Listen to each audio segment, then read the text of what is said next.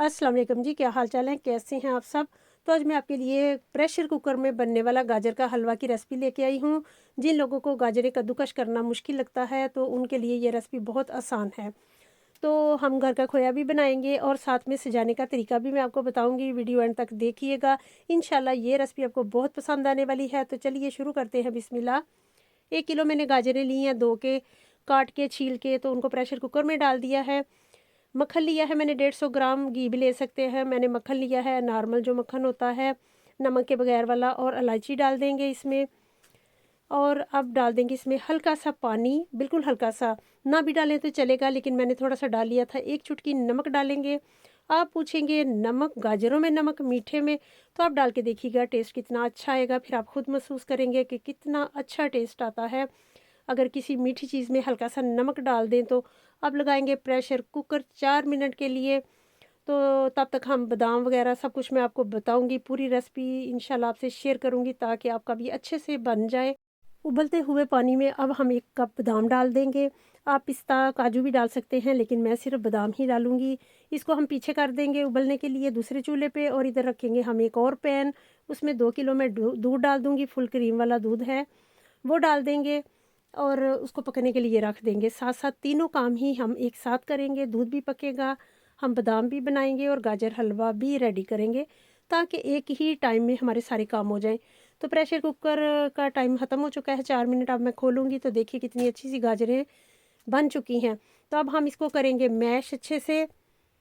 तो जल्दी से हम इसको अच्छा सा मैश करेंगे तो आपको जैसे कद्दूकश करते हैं वो ही बन जाएगा। तो मैश करने के बाद अच्छे से मैश करेंगे और साथ साथ चूल्हा नीचे जल रहा है ताकि हमारा पानी भी जो उसने छोड़ा है गाजरों ने वो भी साथ साथ सूख जाए। मक्खन, इलायची, बहुत प्यारी खुशबू आ रही है हर चीज़ की।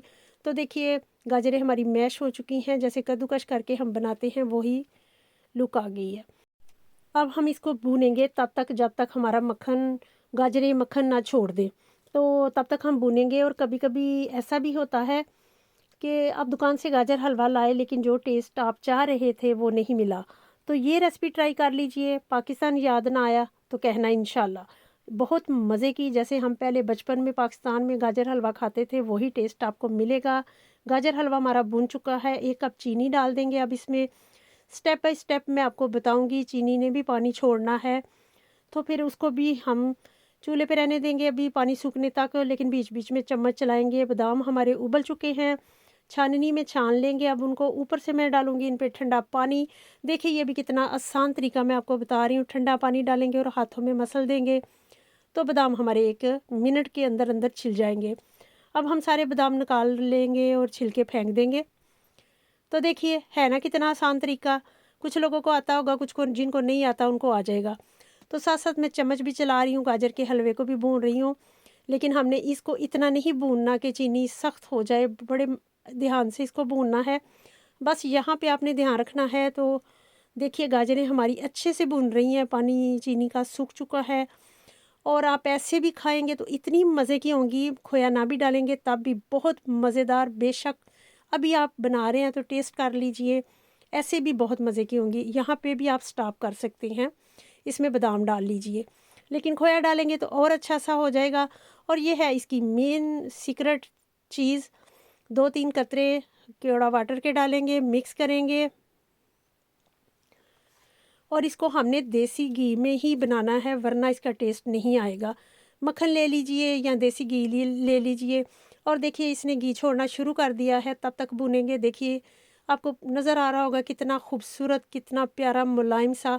तो देखिए बन चुका है, रेडी हो चुका है। तो अब हम खोया बनाएंगे और फिर इसमें आगे बताती हूँ कि क्या करेंगे।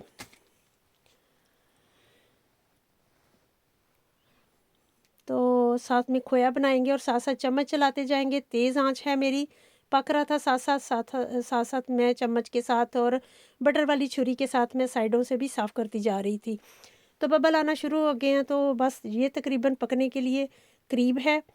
तो बस जब ये बबल आना शुरू हो जाए तो आपने समझना है कि खोया रेडी है। अब हम इसमें आखिरी स्टेप ये होगा इसका, मैं आपको तफसील से बता रही हूँ कि आपका हर चीज़ अच्छी सी बने, इंशाल्लाह आप एंजॉय करें। तो अब हम चलाएंगे तेज़ चम्मच, बहुत तेज़ चम्मच चलाएंगे ताकि अच्छा सा खोया बन जाए। तो रेडी है हमारा खोया, देखिए बस इतना ही। क्योंकि हमारा देगची हमारी जो है वो गर्म होगी, ठंडा होने तक ये थोड़ा और थिक होगा। आधा खोया हम भुनी गाजरों में डाल देंगे और आधा बचा लेंगे। तो सारी मैंने गाजरों में डाल दिया है। तो मिक्स करेंगे इसको।